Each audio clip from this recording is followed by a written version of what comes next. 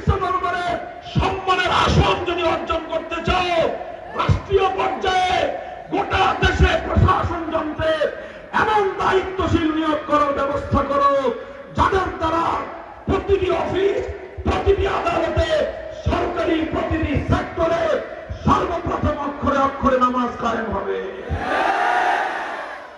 মনে রেখো, নামাজ শুধুমাত্র মুসলমানের আখিরাতের মুক্তির চাবিকাঠি নয়। যেই নামাজ আমার জন্য, তোমার জন্য জান্নাতের দরজা খুলবে, সেই নামাজের মাধ্যমেই এই পৃথিবীতে আমরা শান্তির সমাজ গড়তে পারি। সেই নামাজের মাধ্যমে নীতিবান আমরা একটি জাতি গঠন করতে পারি। সেই নামাজের মাধ্যমেই অন্যায় এবং অশ্লীলতা মুক্ত একটি প্রজন্ম, একটি দেশ এবং একটি সমাজ আমরা গড়তে পারি। আল্লাহর কোরআন দায়িত্ব নিয়েছে, ইন্নাস সালাতা তানহা আনিল ফাহশাই ওয়াল মুনকার। তোমরা নামাজ কায়েম করো। অন্যায় রোধ করতে পারতেছো না, দুর্নীতি রোধ করতে পারতেছো না, জাতির মধ্যে সরকারি চুরি ডাকাতি বন্ধ করতে পারতেছো না।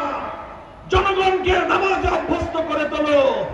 যেই জনগণ নামাজ পড়বে, নামাজ অভ্যস্ত হলে একদিন চুরি করতে পারে, 2 দিন চুরি করতে পারে, তৃতীয় দিন তার নামাজ তাকে চুরি থেকে বিরত রাখবে।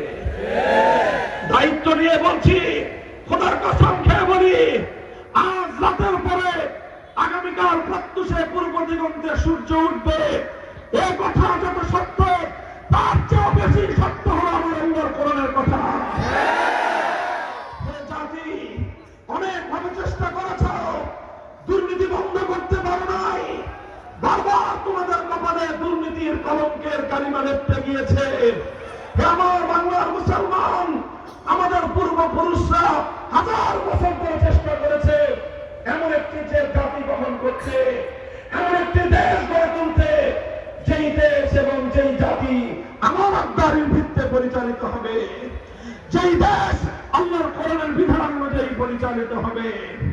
আসো, সুযোগ এসেছে, হাতে হাত রাখি, টেকনাফ থেকে তেতুলিয়ায় আল্লাহর আইনে যারা বিশ্বাসী, নামাজ কায়েম করতে যারা বদ্ধপরিকর, এমন আল্লাহর প্রিয় মানুষের নেক লোকদের একটি রাষ্ট্র সমাজ গড়ে তুলি।